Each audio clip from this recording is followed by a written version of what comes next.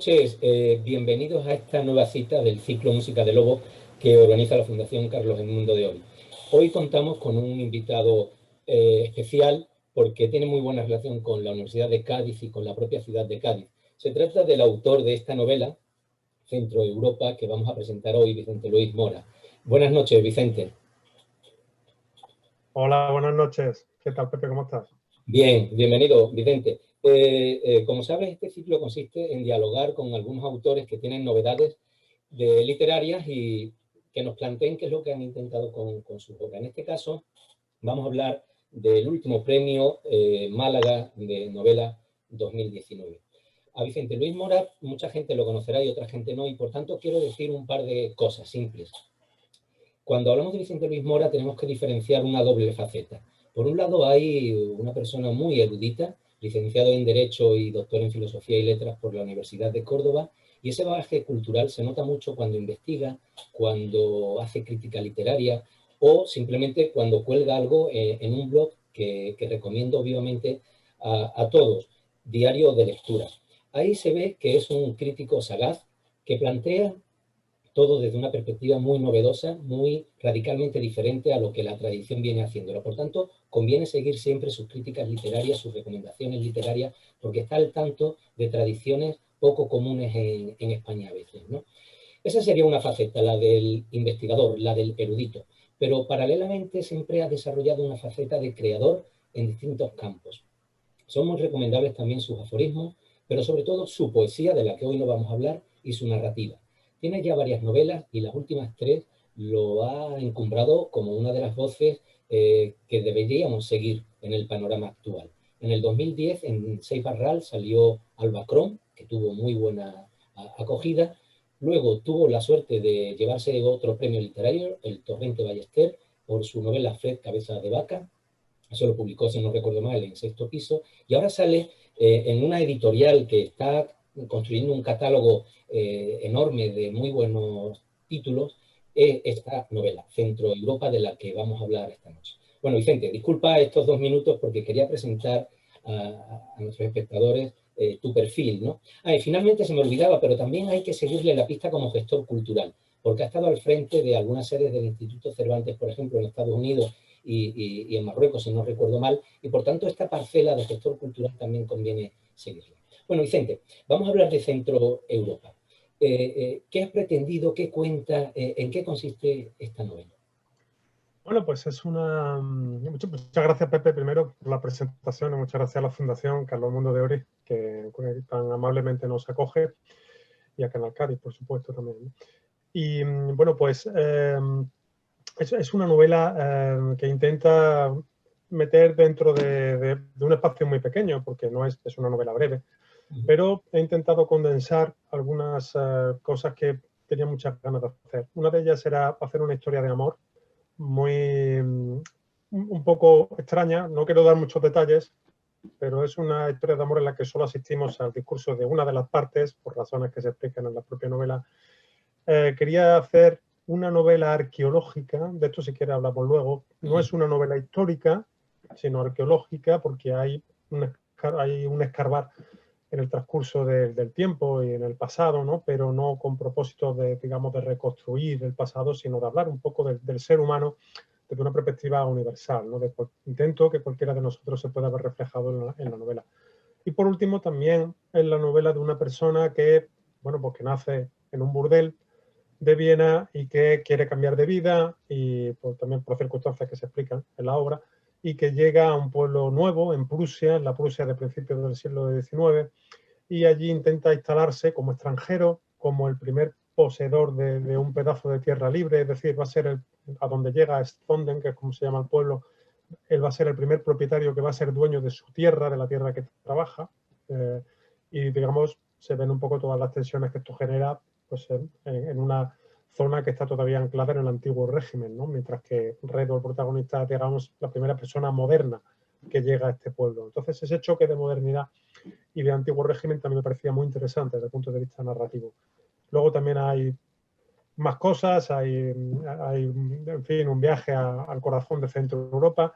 Es decir, es una novela que he intentado hacer bastantes cosas a la vez, y no sé si lo he conseguido o no, pero ese era mi intento.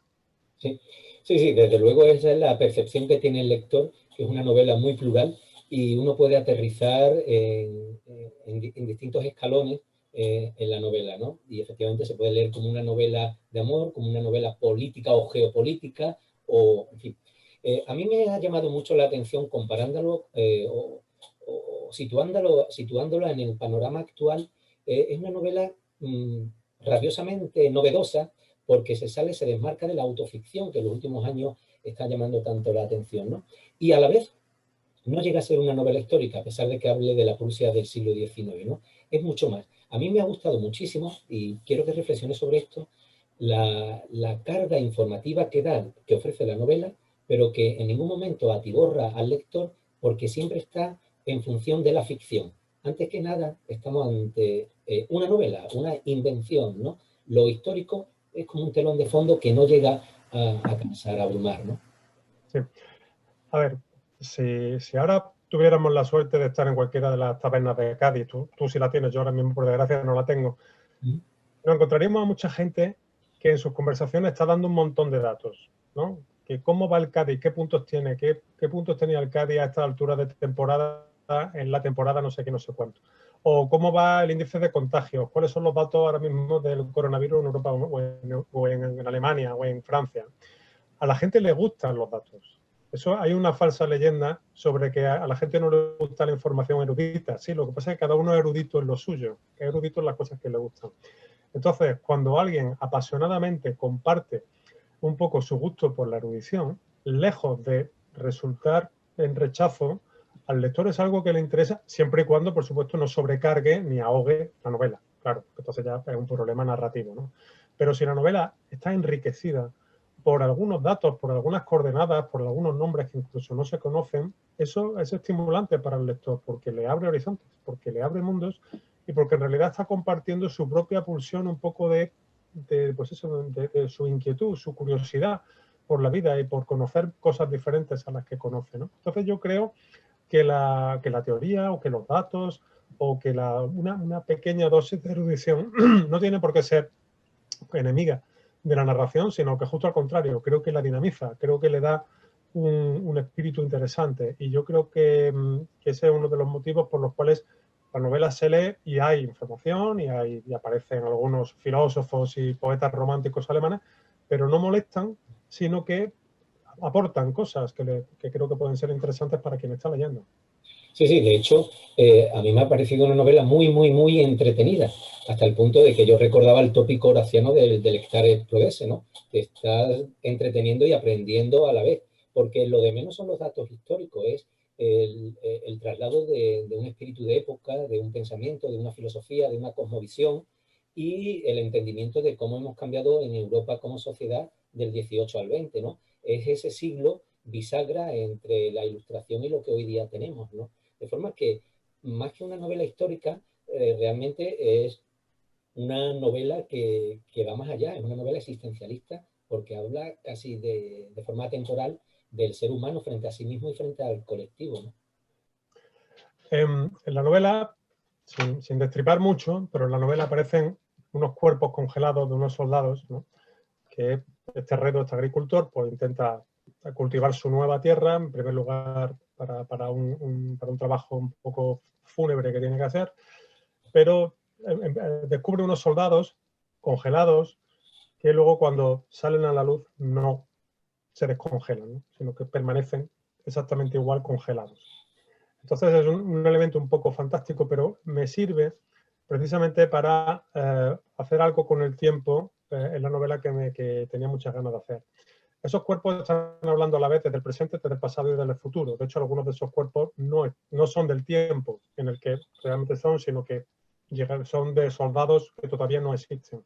Entonces, eso me da pie para un cuerpo, para hablar de unos cuerpos, simbolizarlos, que están congelados, pero su aspecto es vivo.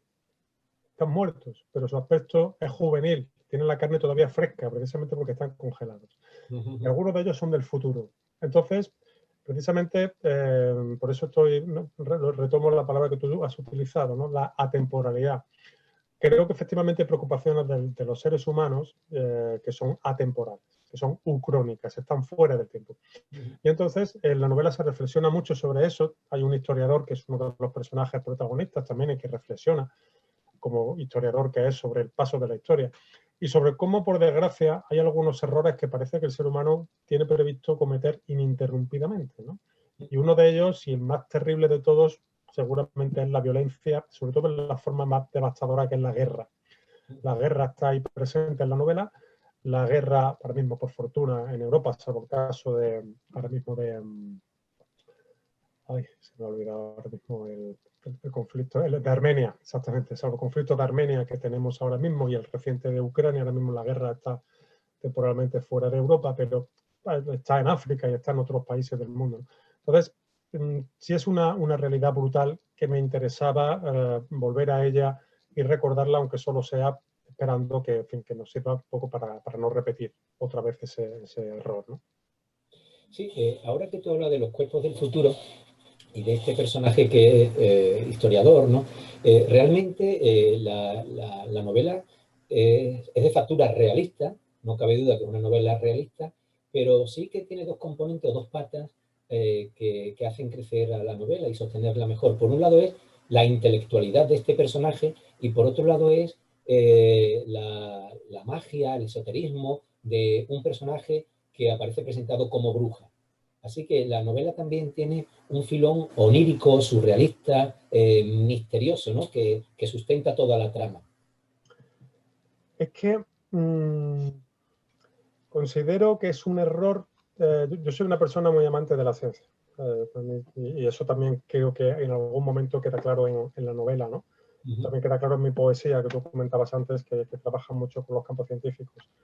Pero me doy cuenta que para hacer una gran explicación de algo, por ejemplo, del ser humano, la ciencia tiene también sus limitaciones. Entonces, el elemento onírico, fantasioso, irracional, etcétera, me parece muy poderoso en la ficción, precisamente para, digamos, explicar algunas cosas importantes de nuestras facetas más ocultas, pero que son también bastante importantes. Y por ese motivo, en la novela aparecen estas figuras que tienen ese lado imposible, digamos así, un lado inalcanzable desde el punto de vista de la razón. Pero hay dos cosas. Primero, que la razón no siempre lo explica todo. Y segundo, que hay bueno, pues un poderoso componente irracional, indetectable para los radares del raciocinio, de la ciencia, pero no para los de la novela. Y entonces la literatura tiene esa posibilidad de poder tirar de la historia, de lo factible, de lo imposible, de lo plausible, de lo irracional y de lo racional, ¿no? Y precisamente es la suerte que tenemos los escritores de poder utilizar todos los elementos a nuestro antojo para intentar dar una idea explicadora y omniabarcadora del ser humano, ¿no? Sí, sí, eso se nota desde la primera línea porque justamente el episodio que tú cuentas de los cuerpos que se desentierran y que resultan ser soldados es fruto del azar. Es decir, la novela empieza fuera de la razón porque es por azar que este protagonista llega a esa tierra y que azarosamente se tope con esos cuerpos, ¿no? Así que incluso el azar está de principio a final en la vida de los personajes, ¿no? Algo que está fuera de la Es razón. que, a ver, una novela realista sin azar no es una buena novela realista, pero es que una novela no realista sin azar tampoco lo sería, porque ella misma estaría, en realidad está basada por el azar, lo que pasa es que es por un azar objetivo, en el caso de que se siga el método surrealista, o de un azar no objetivo, es decir, de una especie de indeterminación, se intenta buscar otro camino. Es que no hay escapatoria, es que somos entropía. Todo lo que hay en la naturaleza es pura entropía, ¿no? Sí. Y entonces estamos condenados siempre a no ser capaces de mantenernos en una situación de equilibrio, porque la energía se desgasta y porque nuestros cuerpos tienden al caos. Entonces, eso que suena un poco así fatalista, pues en realidad los andaluces nos lo tomamos eso con mucha guasa. Y mientras que en otros sitios eso les cuesta muchas horas de terapia de psicoanalista, nosotros lo aceptamos con mucha naturalidad, ¿no? Yo en Córdoba, los cordobeses lo aprendíamos rápidamente con lo poco que nos enseñaban de Séneca en el colegio y esta especie de senequismo, de este estoicismo romano que llevamos los cordobeses tan en la sangre, ¿no? Sí. Entonces, en realidad, quiero decir que una vez que has aceptado que esos son los límites del juego, en realidad es bonito plantearse eso como el horizonte, como una posibilidad y no verlo como algo fatal y como algo terrible que está por delante. Sí. Cuando leía tu novela, me acordé de Milan Kundera, porque realmente he leído tu novela pegado a las páginas, porque es verdad que una vez que se comienza, te atrapa de tal forma que no puedes dejar la novela. Se suele decir de muchas novelas, pero también se puede decir de otras no muchas novelas. En este caso sí, es una novela que entretiene muchísimo y que tiene la dosis suficiente de invención para estar atrapado, ¿no? Pero recordaba a Milan Kundera porque decía que él detestaba las novelas difíciles de leer, difíciles de entender, perdón, difíciles de leer y fáciles de entender, ¿no? No le gustaba aquellas complicaciones textuales, esos barroquismos, que luego cuando reflexionaba se quedaba en vacío, no había nada, no aportaba nada, ¿no? Y que él prefería novelas fáciles de leer, pero que luego fueran difíciles de interpretar, o por lo menos complejas para que se pudiera reflexionar. Yo creo que tu novela entraría dentro de esta categoría, ¿no? Se lee muy, muy, muy bien, pero te deja pensando mucho, mucho tiempo y en distintas capas y en distintos niveles de profundización, ¿no?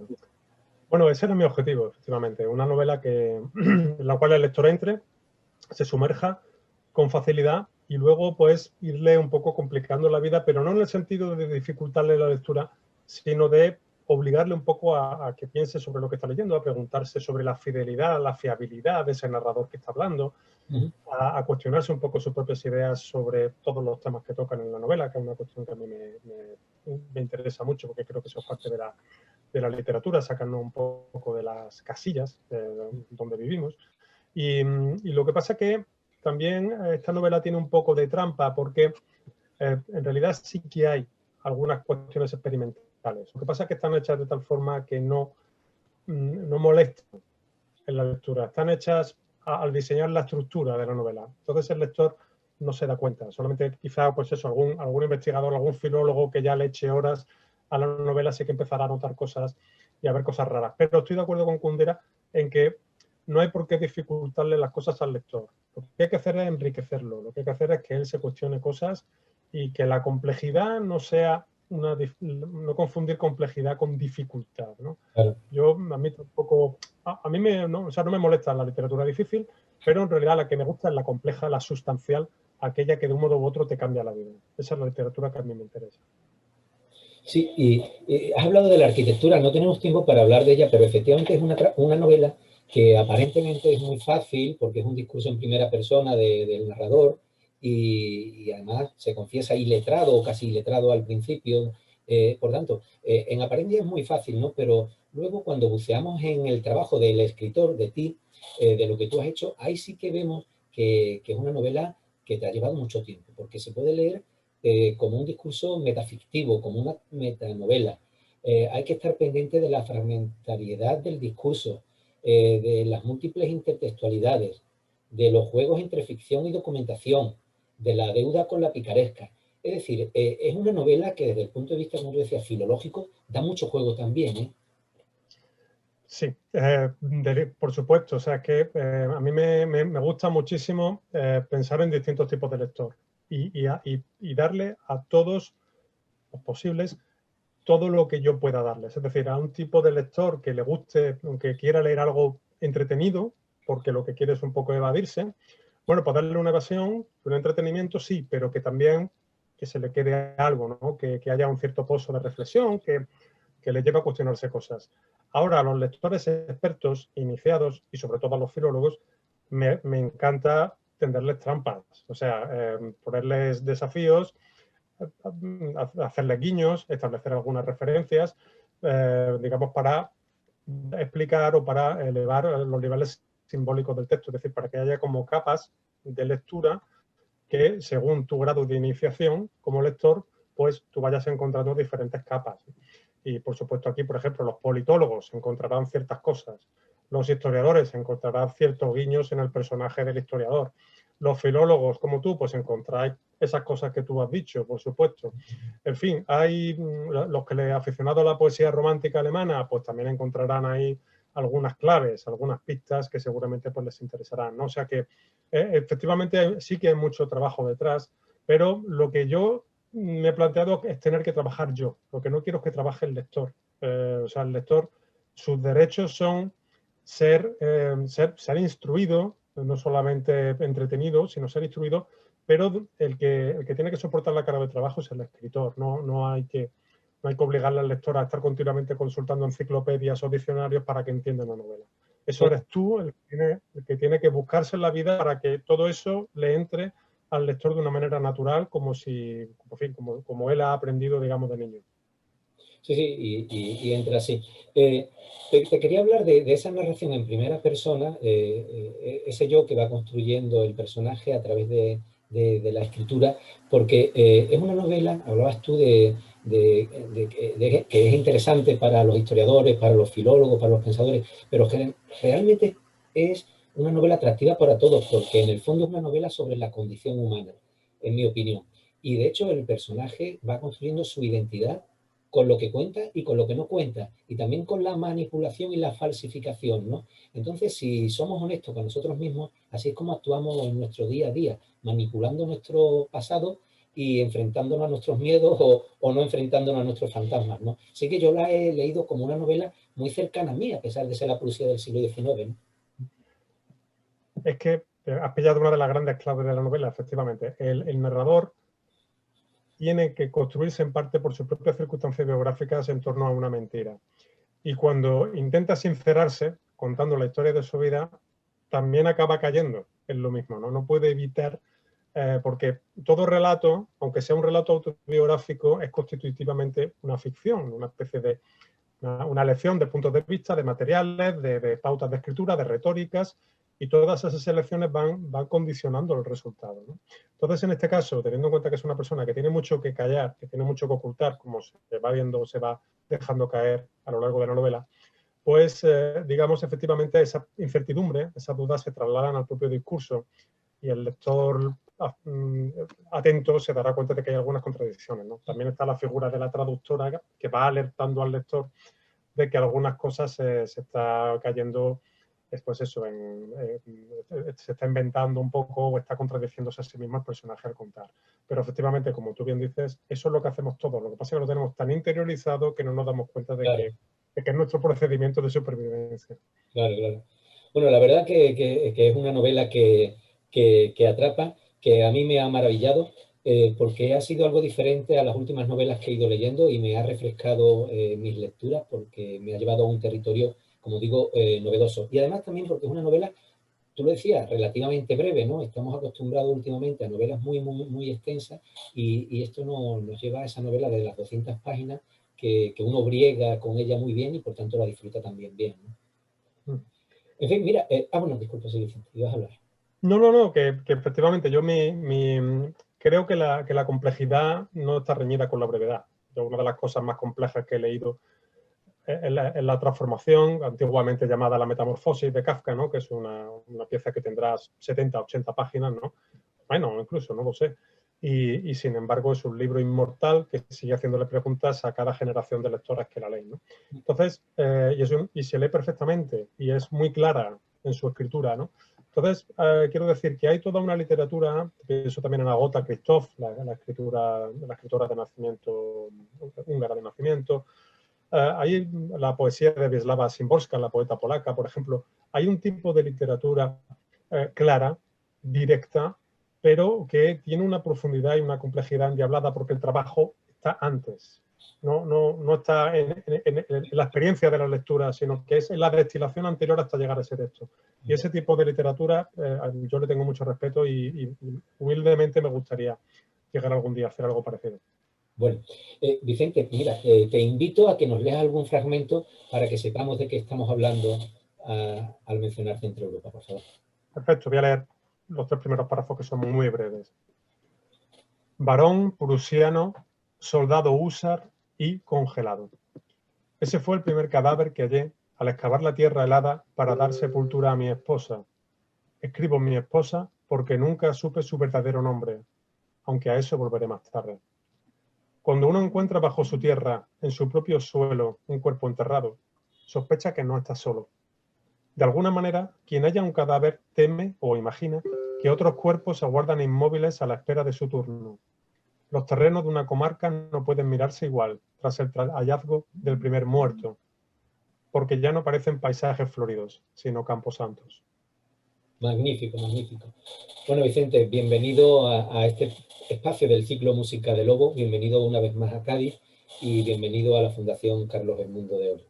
Vale, pues muchísimas gracias a la Fundación y a ti, Pepe, por la excelente presentación. Muchísimas gracias de verdad.